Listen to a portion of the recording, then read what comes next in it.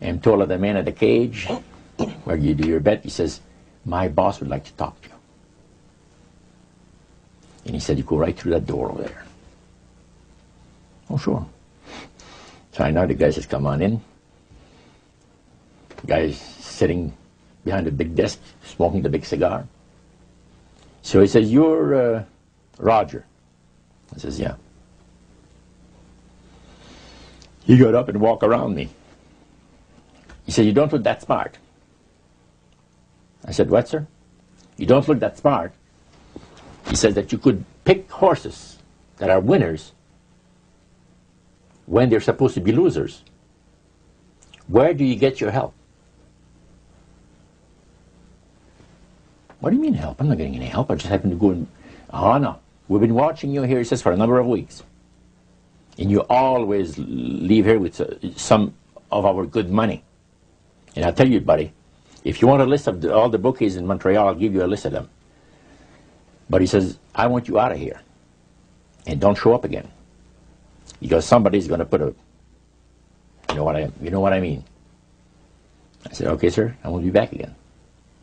So it's a tough business to be in gambling. So even with the spirit's help, it was tough. Yeah. Well, it's stuff he's going to shoot you, yes. Yeah. The high priest would say a number of things to you when you were in these praise services, and you went to a number of them over a period of time. Mm-hmm. Talked about the issues of the great conflict. You've already touched on that a little bit. I want you to follow up on that a little bit more, Roger. Some of the things that you wrote in your book, Trip into the Supernatural, sounds a whole lot like what we as Christians today know as the Great Controversy. Mm-hmm. What were some of the things that he told you there? Well, he says that there is a great controversy going on between the force of good and evil, between Christ and Satan. And they always praise the great master, Satan, as a super intelligent being that he is, beautiful to behold, and if he ever appears to you, you won't be able to look upon him because it'll be too bright. It'll just ruin your vision. The high priest said he was in Chicago, and the Spirit appeared to him and said, Morneau and his buddy, George, has invited them to the service, and the fellow that is in charge while you're away says that he's going to wreck all the work that the spirits have done for the last few years to get these people into the society.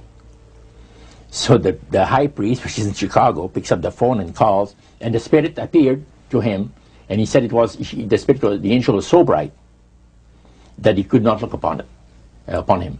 And he says after he picked up the phone to dial, he couldn't dial the phone because of the fact that his vision was so terribly blurred by the light, the beautiful light of the bright being.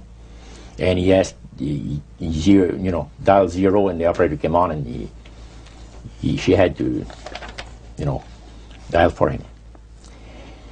And they talk about many, many things in regards to, who's going to win this conflict. Any discussion about fire and brimstone? Yes. He says, the Bible people, talking about the Christians, they read in the Bible that, we're all going to land in a lake of fire and this and that. So that's baloney. He says the conflict is going to end peacefully. Christ is going to realize that you might as well abdicate the rights of this planet, take his few people on with him to his planet in the center of the galaxies, and we will be left with a master who will resurrect all his people that will be as numerous as the sand of the sea. See? And the master will rule forever and ever and ever. A happy people. And he named some of the people that's going to be there. I don't want to mention the names because they're known to history. Yeah. So that was quite impressive. Did you always feel, Roger, that these people were telling the truth? Oh yes, yeah. Yeah, they really had things down straight. But I was not satisfied with the answers.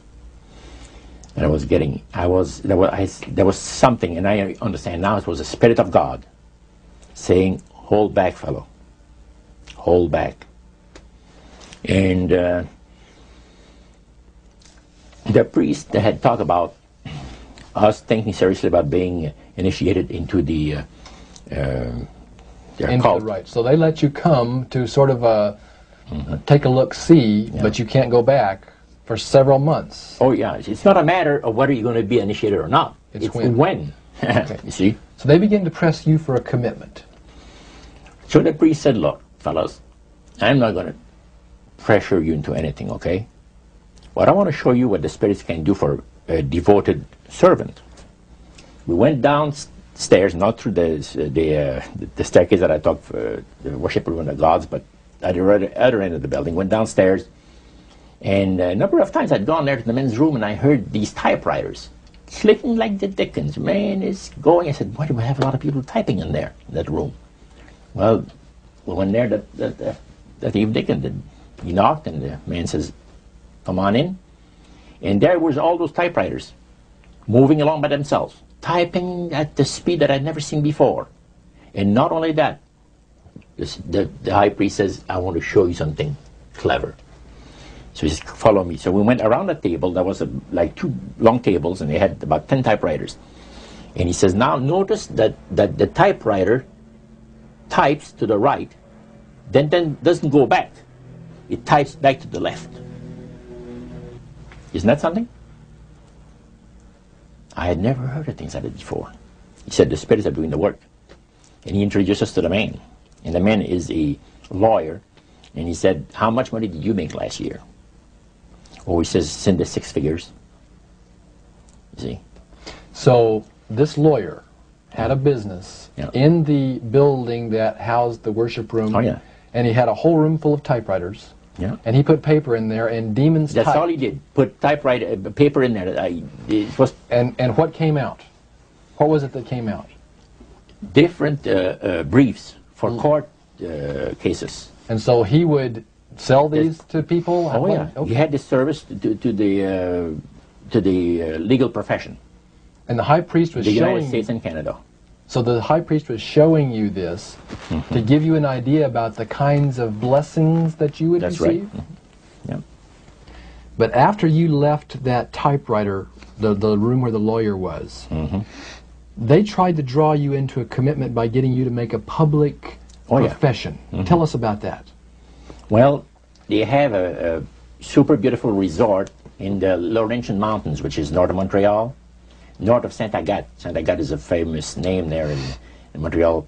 Montrealers, because they all go Saint Agathe or north there, you know, the summer home and that. So they had a big resort up there for their people, you know. It was a closed society. And they had on October the 30th, Halloween, is that? October 31. 31, last day of October. They had what they call live animal sacrifices. I don't know what it is, but they did. We could never find out. By the time that the Lord pulled me out of there, I had not yet found out what it was. So you have this intrigue involved in there. And he talked about three very unique services that I attended there that sit on my mind forever. One was entitled Christian Idolatry. Another one was entitled The Super Deception of a Glorious New Age, which actually applies to the New Age today. And this was 1946 that we're talking. And then the other one was Satan's Great General Council of the 1700s. And I must say the things that I heard there was an eye-opener. First of all, we'll go through the Great General Council. Okay. At the beginning of the 1700s, said the high priest, Satan and all his spirit counselors held a Great General Council with one purpose in mind. It was to prepare for the great industrial age that was soon to break upon the world. And Lucifer also foresaw another age that was to follow that, where tremendous scientific discoveries would be made by people, and we would enter a unique age that would change the way that everybody lives. It would also serve to usher in the end times and the close of the great controversy between the forces of good and evil. And the priest said that that Lucifer had been studying the Bible.